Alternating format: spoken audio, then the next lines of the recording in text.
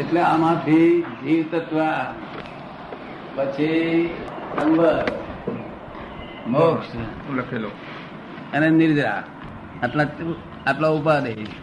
એટલે સમજવા જેવા. નહીં, આટલા ઉપાધિ એટલે આપણે આદરવા યોગ્ય, આદરવા યોગ્ય, આરાધના કરવા યોગ્ય. એટલે સંવર, મોક્ષ, સંવર, મોક્ષ મોક્ષ અને નિર્જરા. પેલો જીવ, હા, જીવ. જીવ, ઉપાધિ હા ઉપાધિ એટલે જીવ. પછી જીવ, પછી સંવર, અજીવ નહીં, ના જીવ, જીવ સંવર, સંવર, પછી નિદ્રા નિર્જરા અને મોક્ષ. મોક્ષ. 4. પછી હે કયા? હે એ છે તે અજીવ. જીવ. હે એટલે જાણવા જેવા. એ એટલે છોડી દેવા, છોડી દેવા, છોડી. આરાધના નહીં કરવાની. અજીવ જેનાથી આપણે ત્યાગ કરવાનો છે, એની જરૂર નથી, છોડવા યોગ્ય, છોડવા યોગ્ય ને આ આરાધવા યોગ્ય, છોડવા યોગ્ય. પછી એક અજીવ તત્વ, પછી પુણ્ય ને પાપ લખો ને, કોનો 9 તત્વ બોલે તમે, પુણ્ય પાપ, પુણ્ય પાપ, પછી આશ્રવ, બંધ.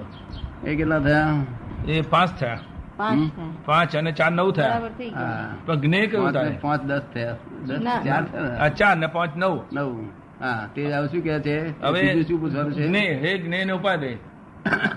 જ્ઞેય છતાં ફક્ત એક જીવ તત્વ જાણવા જેવું છે, જ્ઞેય છે. જાણવા જેવા 2 તત્વ છે. એ શું રહી ગયું? ના, ઉપાધિ પણ છે, જીવ ઉપાધિ છે ને જ્ઞેય પણ છે. આદર યોગ્ય છે ને જ્ઞેય પણ છે. એવું છે ને, આમાં મુખ્ય વસ્તુ એ કે પેલું જાણો કે છે. જીવ કોને કહેવાય? એટલે આત્મા જાણી લીધો, તેને પછી અનાત્મા જાણ્યો, અજીવ જાણ્યો. ભેદ જ્ઞાન. હે, ભેદ જ્ઞાન આપણે ભેદ. તે આ છે તે જ્ઞેય, જાણવા યોગ્ય, આ આદરવા યોગ્ય. જીવને, સંવરને, નિર્જરા અને મોક્ષ, આનું ધ્યાનમાં રહેવું જોઈએ કે મારે આ હોવું જોઈએ, અને ધ્યાનમાં હોવું જોઈએ કે આ ન હોવું જોઈએ. બરોબર. અજીવ તત્વ, પુણ્ય, પાપ, આસ્તો ને બંધ. પુણ્ય પણ ના આવવું જોઈએ. પુણ્ય પુણ્યની જરૂર, પુણ્ય બંધ છે, બંધ છે નહીં, એટલે આ એ જરૂર નહીં. બરોબર. અત્યારે મોક્ષ માર્ગ ઉડાડી દીધો. સંવર ને નિર્જરા પણ એ છે. સંવર ને નિર્જરા એ પણ એ છે, હે છે, ત્યાગ કરવા જેવું. ના, સંવર અને નિર્જરા તો મુખ્ય વસ્તુ છે. આ લખ્યું છે ને, સંવર ને નિર્જરા ઉપર છે. હા, હે છે ને, હે ઉપાધિમાં છે ને, મુખ્ય વસ્તુ. બરોબર છે.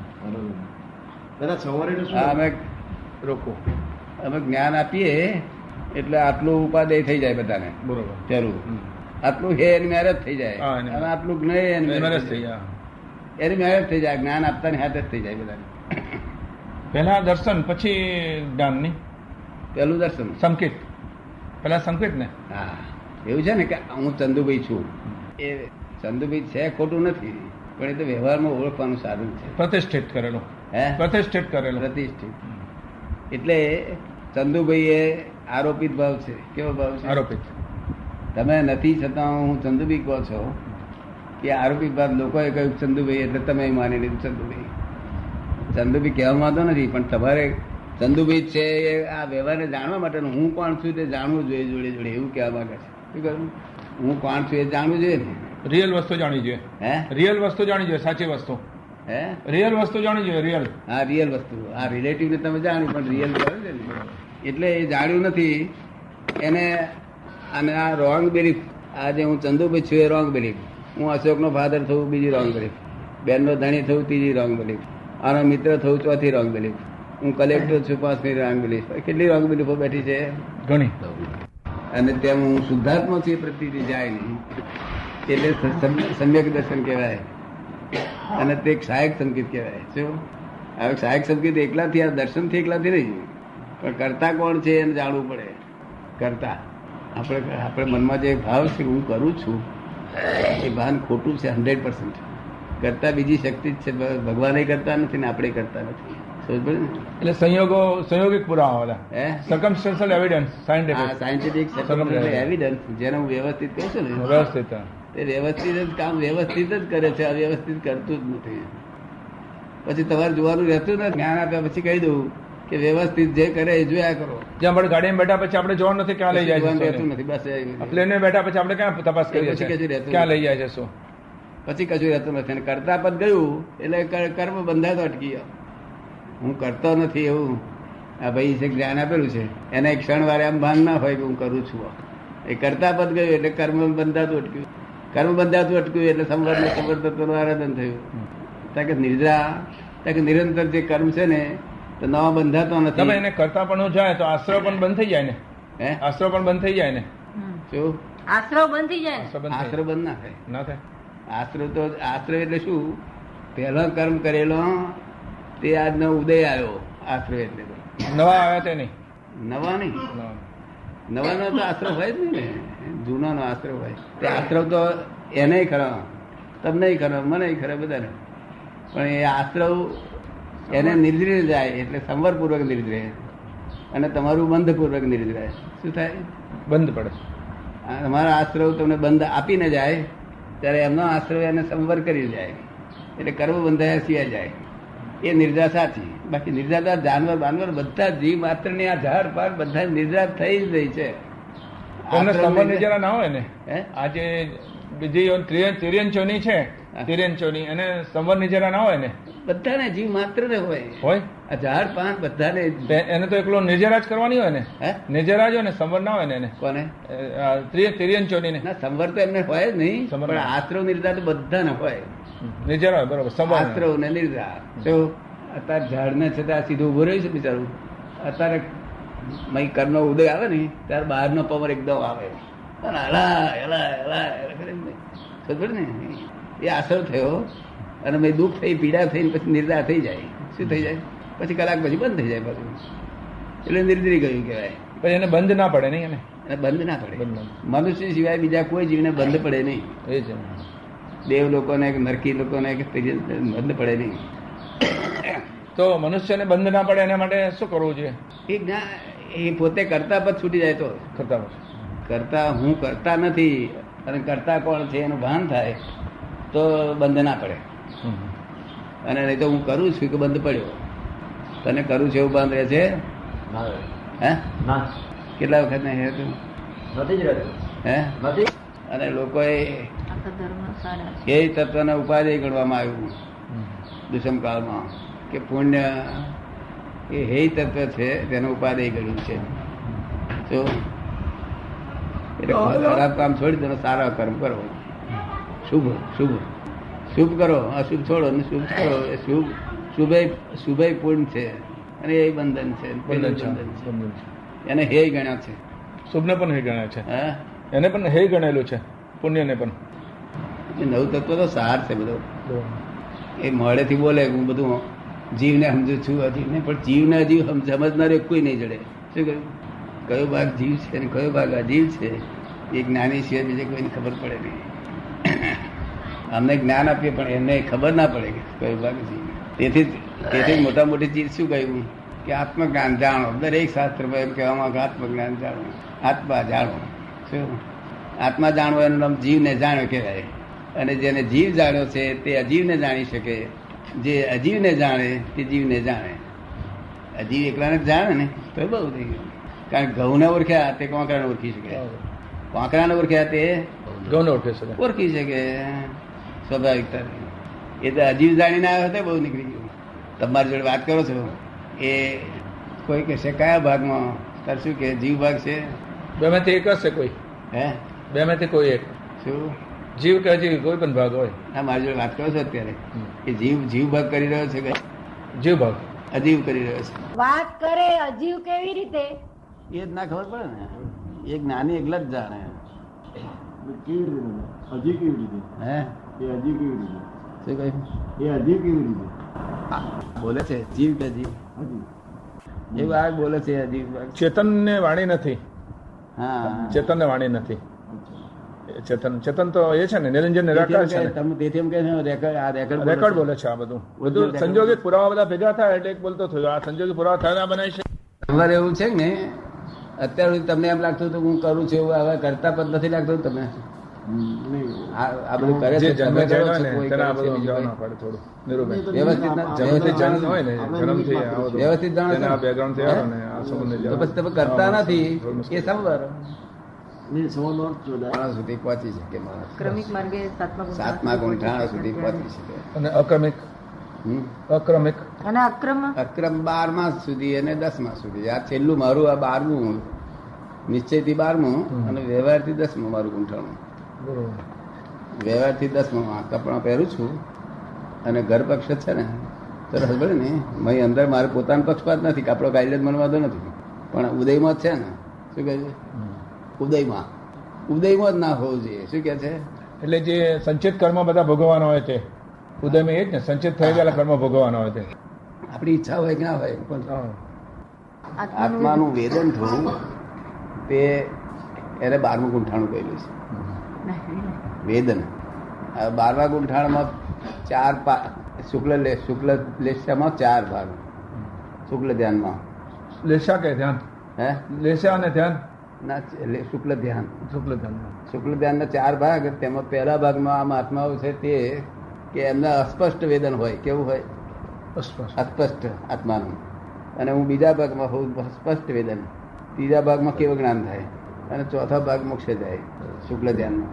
એ 13મા સુધી શુક્લ ધ્યાન આવે નહીં, 12મા ગુણસ્થાન શુક્લ ધ્યાનમાં આવે. શું 12મા ગુંઠાણ? બરાબર. 11મા સુધી હોય નહીં, 10મા સુધી હોય નહીં. લેશા કઈ ગણાય? લેશા કઈ લેશા અને કઈ ગણાય? લેશિયાનો તો ફેરફાર થયેલી હોય. લેશિયાનો એટલી બધી નથી અમને આવતી. લેશિયા ગુણસ્થાન ઉપર આધાર રાખે છે, વ્યવહારિક ગુણઠાણ ઉપર. આ તો નિશ્ચય 12મું કહ્યું. શું કહ્યું? નિશ્ચય ભાવમાં. આ લોકોનું વ્યવહારમાં તો ચોથું કોઈનું હોય, કોઈનું 5મું હોય. બરોબર. ખબર પડી ને? અને વ્યવહારમાં મારું 10મું છે. બરોબર. મારું 10મું છે. હવે 10મું જો 12મું થાય પણ એ થઈ શકે એવું છે નહીં. કેવું જ્ઞાન અટકી જાય. શું આ કાળનો ખરું? કાળનો સ્વભાવ કેવું જ્ઞાન ના થાય. પાંચમાંથી કેટલા જ્ઞાન હોય? હે? પાંચમાંથી કેટલા જ્ઞાન હોય? 12મા આ જ્ઞાનમાંથી કેટલા જ્ઞાન હોય કોને? 12મા સ્થાન વાળા? 5 જ્ઞાનોમાંથી કયા 5 જ્ઞાન? મુખ્ય જ્ઞાન છે તે ત્રણ જ્ઞાન ગણાય છે. એક મતે શ્રુત અને અવધિ. શ્રુત જ્ઞાન, કેવળ જ્ઞાન, આ ત્રણ જ જ્ઞાન ગણાય છે. અને પેલા જે અવધિ મને મનોપર્ય અને અવધિ એ પૌદ્ગલિક જ્ઞાન છે. કેવું છે? પૌદ્ગલિક લિમિટેડ. અમુક હે? લિમિટેડ. અવધિ એટલે લિમિટેડ ને અમુક અવધિ મજા એટલે અમુક લિમિટનું. લિમિટનો. એ તો પરમાવધિ હોય, એથી મોટી લોબી લિમિટનું હોય. પણ તે તો બીજા ધર્મ, અન્ય ધર્મી હોય ને તેને અવધિ જ્ઞાન થાય. એ તો અંદરની હૃદયની શુદ્ધિ ઉપર આધાર રાખે છે. બરોબર. સમજ ને? એટલે આમાં જૈન ધર્મ એ સ્વીકાર નથી કર્યો કે આ હોય કે ના હોય. બરોબર. બીજું મનોપર્ય જ્ઞાન તો જ્ઞાનીનું હોય જ હંમેશા. શું મનોપર્ય જ્ઞાન? મનોપર્ય એટલે શું કે મારા મનના બધા જ પર્યાયનું જાણું. મનના કેટલા પર્યાય છે એ બધાનું જાણું. અને એ જાણું તમે આયા તો તમારા મનના પર્યાય મારી પર પડે એટલે હું સમજી જાઉં કે હમણાં આ જાતના મનના પર્યાય અત્યારે વર્તે છે. તમે સમજ પડે છે? એને પડઘો પડે મારી પર. એક જ્ઞાની પુરુષ એકલાને મનોપર્ય જ્ઞાન હોય, બીજાને ના હોય. અવધિ જ્ઞાન નથી. અમને અવધિ જ્ઞાન નથી. શ્રુત જ્ઞાન તો અમને એવું છે ને કે શાસ્ત્રનું જ્ઞાન ખરું અમને, પણ આ જ્ઞાન જ બધું આખું શાસ્ત્ર પુરવાર કર્યું, નવું શાસ્ત્ર ઉભું કરેલું છે. આખું નવું શાસ્ત્ર જ ઉભું કરેલું છે. અને સાયન્ટિફિક પાછું આમાં એક કોઈ જગ્યાએ વિરોધાભાસ ના થાય. આ 15 વર્ષથી બોલું છું પણ વિરોધાભાસ એક શબ્દ નહીં કોઈ જગ્યાએ. આત્મા અને અનાત્મા જાણે તો બહુ થઈ ગયું. આત્મા જાણે. આ પહેલા શ્રીમદ રાજચંદ્ર વખત એને બીજ જ્ઞાન કેવું કહેતા હતા ને? હા, એ છે તે ક્રમિક માર્ગ કહેવાય. એને બીજ જ્ઞાન કહેતા હતા. બીજ જ્ઞાન એટલે સમ્યક દર્શન એટલે બીજ જ્ઞાન. બીજ રોપ્ય જેવું એ આત્મા અને આ અનાત્મા એટલું સાધારણ આમ પ્રતીતિ બેસે ને શબ્દથી. તે શબ્દથી કૃપાળુજી નથી અનુભવપૂર્વકની પ્રતીતિ. શું એમનું આત્મજ્ઞાન સાચું હતું. પણ પૂરેપૂરું આત્મજ્ઞાન ક્યારે ગણાય છે? કે જયારે ત્યાગનો સંભવ ના હોય ત્યારે. ક્યારે કે ત્યાગ ને અત્યાગ. આ ત્યાગ કરવા જેવું છે ને આ નથી ત્યાગ કરવા જેવું બધું હોય નહીં ત્યારે ત્યાં પૂરેપૂરું આત્મજ્ઞાન થયેલું છે એમ કહેવાય. લોકોને વિરુદ્ધ ના હોય, આદર્શ હોય. એમનો વ્યવહાર કેટલો બધો આદર્શ હોય. લોકો જો એમના વ્યવહારમાં ઉતરે તો દુશ્મન પણ ખુશ થઈ જાય. શું કહ્યું? આદર્શ વ્યવહાર જગત આખાથી સાધુના વ્યવહાર એવો ના હોય. તો આડોશી લોકો ગારો પડે એવું ના જ કરે ને બધા. એક્સ્ટ્રીમ થઈ જાય, હે ઉગ્ર થઈ જાય, પછી બધું ત્યાગની ભાવના ને બધું. કોણ જ્ઞાની એવું માને કે મારે વ્યવહાર પણ નથી એ કરવો, તો પછી વ્યવહારમાં નથી હોતા જ્ઞાની લોકો, પોતે એવું માને છે. ના, એક વ્યવહાર એક જ્ઞાન જ નથી. જે જ્ઞાની વ્યવહારમાં નથી હોતો એ જ્ઞાન જ નથી. અને જંગલમાં જતા રહે છે, હે જંગલની અંદર જે પલાયન વૃત્તિ રાખે છે ને, જંગલમાં કોઈ દાડો જ્ઞાન થાય જ નહીં માણસને. પણ નાસી જવાની વૃત્તિ રાખે છે ને, હે નાસી જવું અહીંથી છોડીને બધું શું કહ્યું? બધું છોડીને જતા રહો, પલાયન થઈ જવું. ને તેથી કરી જ્ઞાન એવું નથી હોતું. જ્ઞાન એટલે પ્રકાશ કહેવાય છે, અને પ્રકાશ એટલે આવું એકાંત ખોલવું કે એકાંત તો એક એને અભ્યાસ કરવાનું સાધન છે. પછી એને ભીડમાં જ આવી જવું જોઈએ. કેવું? પોતાને જ્ઞાન થઈ જાય ને એટલે ભીડમાં આવી જાય. જ્ઞાન જ્ઞાની બહાર હોય ને, એકાંતમાં ના હોય. જ્ઞાની કોઈ દાડો એકાંતમાં કે ભયરામ હોય, બધા અભ્યાસી હોય. કેવા હોય? આપણને સંસારની અંદર રહેવાથી મુસીબત થાય છે ને, એવા તો જ એ અહીંયા આગળ આદર્શ રૂપ થયો તો જ એ તો આગળ એક્સેપ્ટ કરવામાં આવે, નહીં એક્સેપ્ટ જ ના કરે. તો અત્યારે માન્યતા એવી છે કે સંસાર વિઘ્ન કરતા છે. વચ્ચે આ સંસાર છે બધો તે વિઘ્ન કરતા ન છે, એટલે બધા છોડીને જતા રહે છે બધા. ના, એ તો જતા છે તો એમને જાણે કે પોતાની કેળવાય એટલા માટે, પોતાની શક્તિઓ કેળવાય એટલા માટે. પણ તેથી કરીને સંસારમાં જો હોય નહીં પ્રકાશ, તો બહાર તો પ્રકાશ હોતો જ નથી. અને કેવળ જ્ઞાન એટલે સંપૂર્ણ પ્રકાશ છે. શું કહ્યું? પ્રકાશ. હા, એ બહાર હોય જ નહીં. બહાર આ લોકો ફાંફા મારે ને કહેવાય ગુફાઓ, એટલે ગુફામાં ના હોય કશું. ગુફામાં અંધારું હોય એ અહીં દુનિયા ઉપર જ હોય ને મનુષ્યની અંદર રહેતા જ હોય. સંસાર નડતો જ નથી બિલકુલ. એ સંસાર મોક્ષને માટે નડતો નથી.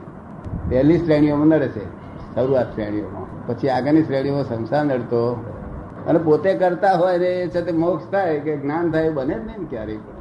પોતે કરતા છે, મેં સામાયિક કર્યું, પડતી કર્યું, બંધન છે, બંધ છે ઉલટા. શું કોઈ દાડો છુટકારો ના થાય બંધ છે. પોતે કરતા ભાવમાં આવે તો જ કામ થાય એવું છે. કૃપાળુદેવ પોતે કરતા ભાવમાં રહ્યા કે હું આ ત્યાગ કરું છું, મારે થતો નથી, મારાથી થતો નથી. એ બોલે છે એ ક્રમિક માર્ગનો વ્યવહાર જ એવો છે. કેવો છે? વ્યવહાર છે. એમનો વ્યવહાર જ એવો છે. એમાં કોઈ એમનો ખોટ નથી. ખબર પડે ને? પણ બાકી જ્ઞાન બહુ સારું. તો મોટે ભાગે બધું ક્રમિક માર્ગની માટે જ બધો સાહિત્ય વધારે થયું છે. ક્રમિક માર્ગ સાહિત્ય જ ક્રમિક માર્ગ છે બધું સાહિત્ય. અક્રમ માર્ગનું સાહિત્ય જ નથી મળતું.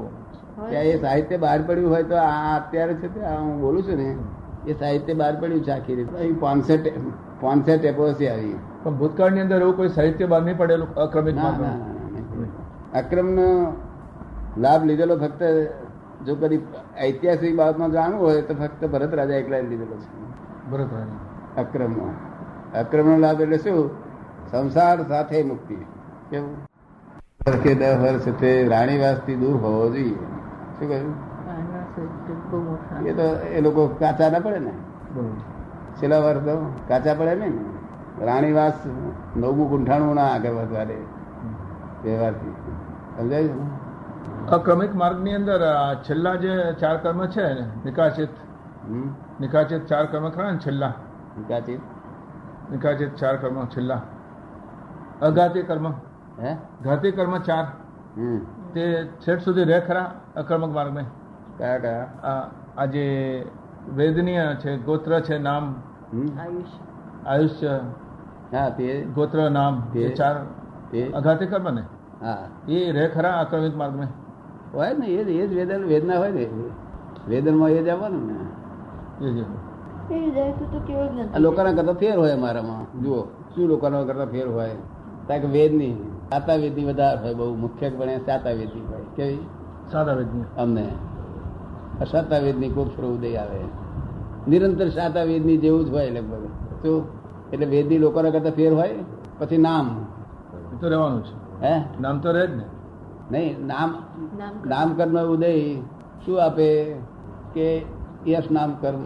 આમ તો હાથ કે દાદાએ કર્યું આ કે હું કહું કે મેં નથી કર્યું તો પણ એ યશ નામકર્મના આધારે એમ જ કે શું કે સરસ પડે છે ને.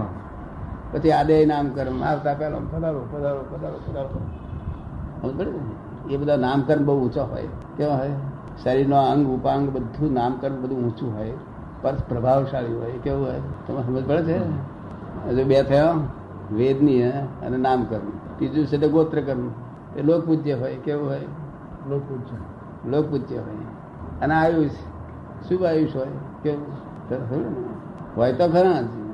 બધું શુભ હોય. કેવું હોય? શું હોય? બધાને હોય. પેલા બિલકુલ ના હોય શરૂઆતના.